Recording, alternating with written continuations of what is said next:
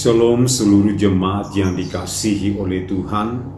Malam hari ini kita bersyukur dan berbangga kepada Tuhan atas segala kemurahan dan pertolongannya di dalam kehidupan kita ini. Dan marilah seluruh jemaat yang dikasihi oleh Tuhan, mari kita sama-sama mendekatkan diri kita kepada Tuhan, mengambil waktu sejenak melalui renungan pada malam hari ini. Oleh sebab itu mari kita memuji Tuhan dari nyanyian kemenangan iman nomor 84, Laksana Sungai yang Mengalir. Kita nyanyikan ayat 1, damai dan sentosa dari Allahku, dan selanjutnya, damai dan sentosa dari Allahku, yang laksana sungai yang mengalir terus, damai yang sempurna dan mulialah, makin mengalirlah, makin dalamnya. Haraplah Allah, janjinya teguh, berkat yang berlimpah, damai kena penuh.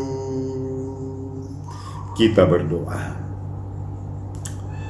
Segala puji dan syukur kami datang persembahkan kepadamu saat ini Bapa, bahwa kasih dan rahmat-Mu selalu indah di dalam diri kami ini, dan terlebih memberikan kami waktu sejenak untuk kami pakai mendekatkan diri kami kepadamu melalui renungan pada malam hari ini. Saat ini kami siap untuk membaca dan merenungkan firman-Mu. Roh Kudus, tuntunlah kami saat ini, supaya firman-Mu ini kami sungguh pahami di dalam kehidupan kami ini, untuk terus kami jadikan sebagai pedoman dalam menjalani kehidupan kami di dunia ini. Dalam nama Tuhan Yesus kami datang berdoa dan mengucap syukur semuanya ini. Amin. Baik, mari seluruh jemaat yang dikasihi oleh Tuhan, mari kita sama-sama membaca dan merenungkan firman Tuhan yang saya pilih dari pertama Korintus pasal 1 ayat 5 sampai ayat 6 dan ayat 8. 1 Korintus pasal 1 ayat 5, 6 dan ayat 8, firman Tuhan berbunyi demikian. Sebab di dalam Dia kamu telah menjadi kaya dalam segala hal, dalam segala macam perkataan dan segala macam pengetahuan, sesuai dengan kesaksian tentang Kristus yang telah diteguhkan di antara kamu.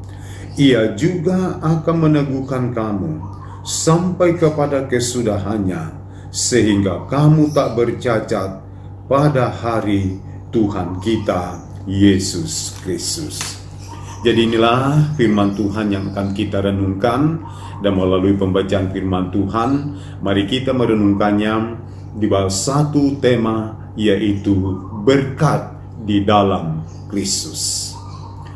Saudara-saudara yang dikasihi oleh Tuhan, di sini kita melihat bagaimana Rasul Paulus bersyukur dan berbangga di dalam kehidupannya, oleh karena jati diri yang sudah dimiliki, menjadi seorang yang diurapi, menjadi seorang yang diberkati oleh Tuhan, yang didapatkan melalui pengorbanan Tuhan Yesus di atas kayu salib.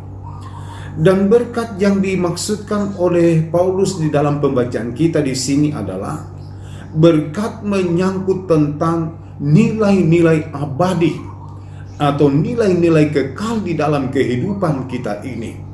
Sebab Rasul Paulus sungguh menyadari bahwa inilah berkat yang paling penting di dalam kehidupannya.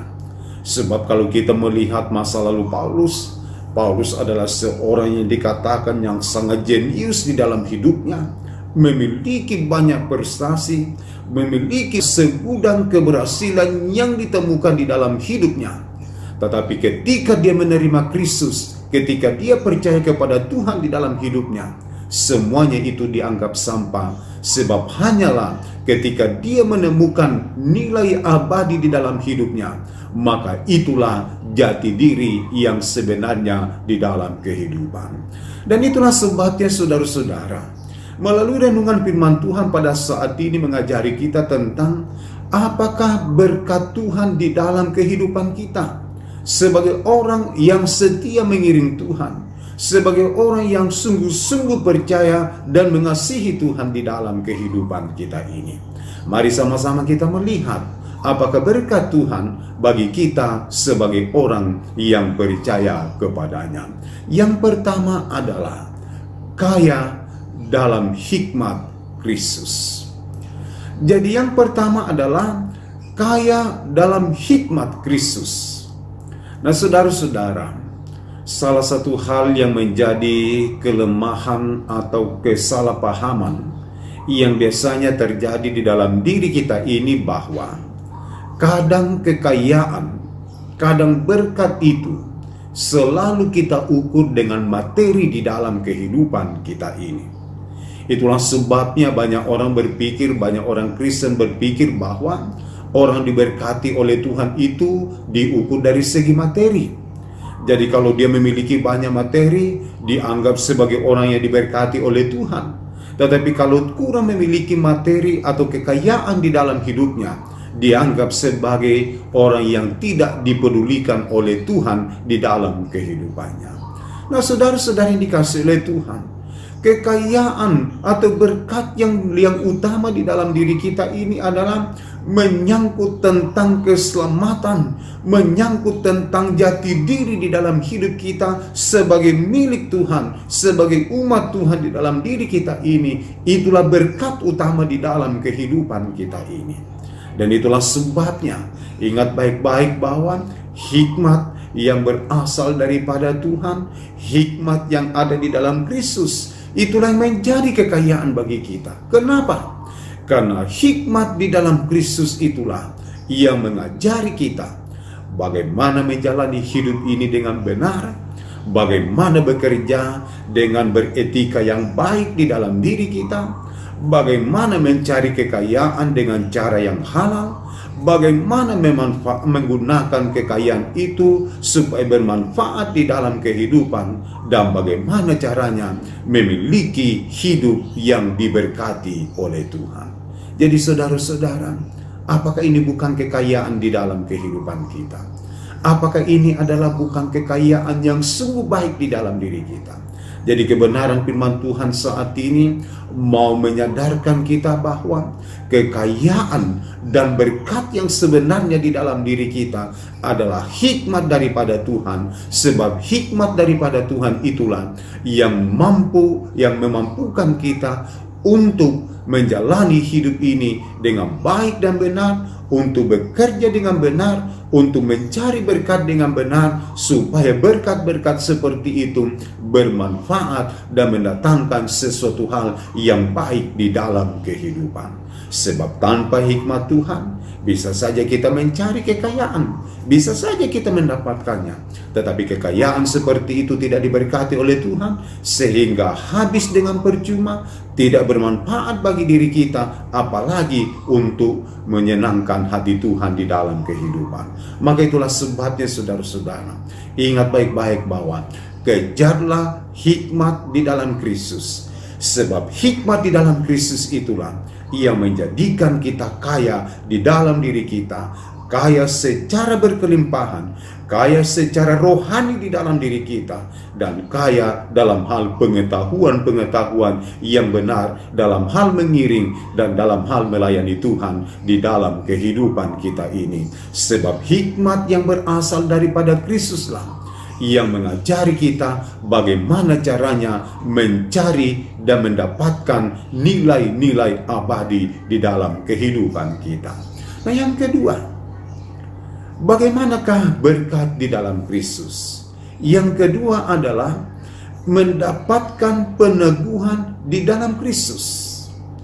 Nah saudara-saudara yang dikasihi oleh Tuhan, pekerjaan iblis yang selalu dikerjakan bagi kita, yang selalu dilakukan di dalam diri kita ini adalah selalu mengintimidasi, selalu mendakwa, atau selalu menfitnah di dalam diri kita. Jadi apa tujuan iblis melakukan semuanya itu? Supaya kita terpisah dari kasih karunia Allah di dalam diri kita. Supaya kita membelokkan tujuan dan arah perjalanan di hidup kita. Di mana Kristus telah menyelamatkan kita, dan tujuan hidup kita saat ini adalah fokus kepada perkara-perkara di dalam Kristus. Dan itulah sebabnya iblis datang mendakwa, iblis datang menfitnah, iblis datang untuk mengintimidasi diri kita supaya kita membelokkan tujuan arah kita kepadanya. Dan saudara-saudara yang dikasihi oleh Tuhan, itulah sebabnya di dalam ayat yang ke-8 firman Tuhan berkata bahwa Yesus telah memberikan peneguhan di dalam diri kita ini, bahwa kita ini adalah milik Allah, bahwa kita ini adalah anak-anak Allah di dalam kehidupan kita ini. Jadi saudara-saudara yang dikasihi oleh Tuhan, dalam menjalani hidupmu ke depan, sadari bahwa kita ini adalah milik Allah. Kita ini adalah anak-anak Allah. Supaya ketika kita menjalani aktivitas kita, ketika kita bekerja, ketika kita mencari kekayaan di dalam diri kita ini, kita tidak salah langkah, tetapi kita tetap berjalan di dalam jalan kebenaran firman Tuhan. Sebab apakah maksudnya? Yesus memberikan peneguhan di dalam diri kita ini bahwa kita ini adalah anak-anak Allah. Kita ini adalah milik Allah di dalam diri kita. Ingat bahwa peneguhan semacam itu menandakan kepada kita ini bahwa kita adalah pewaris-pewaris kerajaan surga di dalam diri kita. Saudara-saudara, memang kita sadari bahwa menyangkut tentang materi sangat kita butuhkan di dalam diri kita. Tetapi ingat bahwa hal itu hanya bersifat sementara. Allah menyadarkan kita saat ini bahwa carilah yang kebutuhan-kebutuhan yang bersifat kekal di dalam hidupmu, yaitu kita harus selalu hidup di dalam Tuhan dan sadari bahwa kita ini adalah milik Allah, kita ini adalah anak-anak Allah, bahwa kita harus berjalan sesuai dengan kehendak Allah di dalam diri kita ini. Dan yang terpenting, sadari bahwa kalau kita ini adalah anak Allah, berarti kita adalah pewaris-pewaris kerajaan Allah di dalam kehidupan kita ini. Maka inilah berkat Tuhan yang kita dapatkan dalam hal pengiringan dan dalam hal melayani Tuhan di dalam diri kita. Tuhan memberkati kita melalui firman-Nya saat ini. Amin.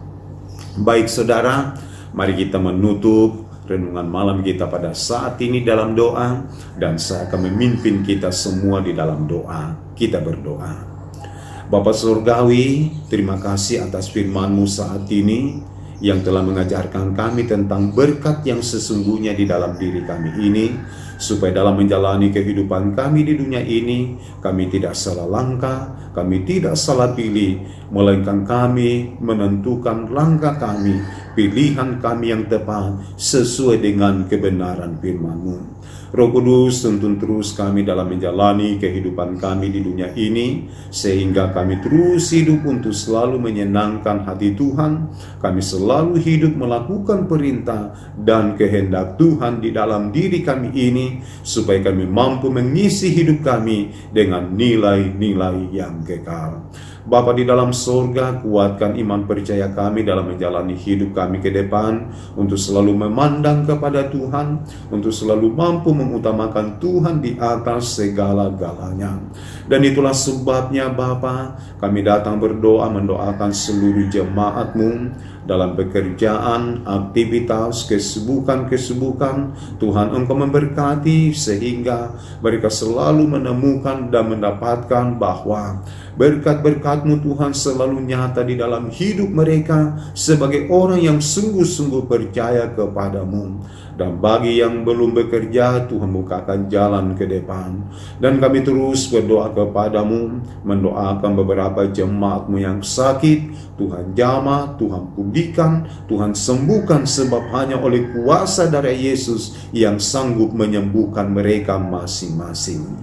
Bapa di dalam sorga, yang lemah imannya Tuhan kuatkan, dan yang sedang menghadapi berbagai macam pergumulan-pergumulan hidup, Tuhan kuatkan iman keyakinan untuk selalu yakin dan percaya bahwa bersama dengan Tuhan maka mereka mampu menghadapi dan melewati badai sekalipun di dalam kehidupan.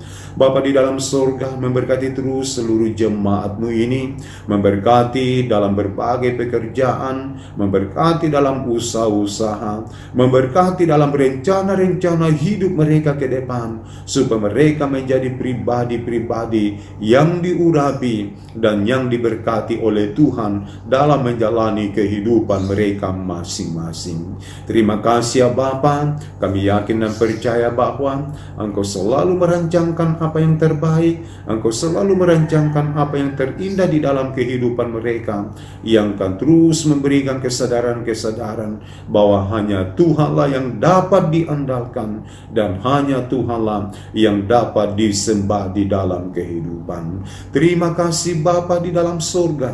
Inilah doa kami yang kami datang bawa kepada-Mu. Di dalam nama Tuhan Yesus kami datang berdoa dan mengucap syukur semuanya ini. Amin. Baik, demikianlah renungan kita pada malam hari ini. Selamat malam, Tuhan Yesus memberkati, dan shalom.